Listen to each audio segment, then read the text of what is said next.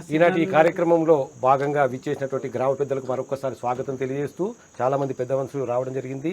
మా చీటి కేశవరావు బాబు గారు, ధనమనేని ఆనందరావు గారు, అదేవిధంగా చాలామంది పెద్దలు కూడా అందరినీ ఆహ్వానించగానే వచ్చినందుకు వాళ్ళందరికీ మరొకసారి ధన్యవాదాలు తెలియజేస్తూ మేము జోగినపల్లి రఘునందన్ రావు మీ అందరికీ తెలిసిందే,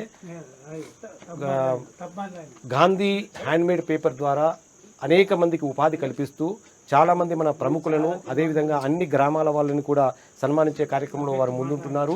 సోషల్ సర్వీస్లో కూడా చాలా ముందుంటున్నారు. అంతేకాకుండా లయన్స్ క్లబ్ ఆధ్వర్యంలో జరిగే అన్నదాన కార్యక్రమాలలో కూడా వారు అనేక సందర్భాల్లో అన్నదాన కార్యక్రమంలో పాల్గొనడం జరిగింది. అందులో భాగంగానే ఈరోజు మేము ఇక్కడ రావడం జరిగింది. ఈ మధ్య కాలంలో కరీంనగర్లో రేగులపాటి పాపారావు గారు మన మాజీ ఎమ్మెల్యే గారు అనుకోకుండా వారికి ఇదే విధంగా చేయడంతో వారు చాలా సంతోషపడ్డారు. నా ఆయుష్ పెరిగింది బిడ్డ, మీరు అందరూ వచ్చి నన్ను చక్కగా సన్మానించినందుకని చెప్పడం జరిగింది. మాకు కూడా చాలా సంతోషం అనిపించింది. అందువల్ల పెద్దవాళ్ళందరినీ కూడా సన్మానించాలనే ఉద్దేశంతో ఈరోజు ఇక్కడ ఈ కార్యక్రమం ఏర్పాటు చేసుకోవడం జరిగింది. అదేవిధంగా మరొక మిత్రులు చీటి ప్రతాపరావు గారు, వారు ఉపాధ్యాయ నేతగా అనేక ఉద్యమాలలో పాల్గొని అనేక కార్యక్రమాలు నిర్వహించి ఉపాధ్యాయుల కొరకు చాలా శ్రమించినటువంటి వ్యక్తి.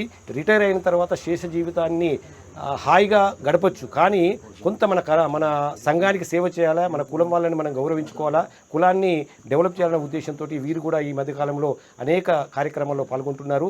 వారిద్దరూ ఈరోజు ఇక్కడికి వచ్చి మా అన్నగారిని ప్రకాశ్రావు గారిని సన్మానించే కార్యక్రమంలో పాల్గొనడం మాకు చాలా ఆనందంగా ఉంది. మరి ఈ సందర్భంగా చీటి ప్రతాపరావు గారిని మాట్లాడవలసిందిగా ఆహ్వానిస్తున్నాను.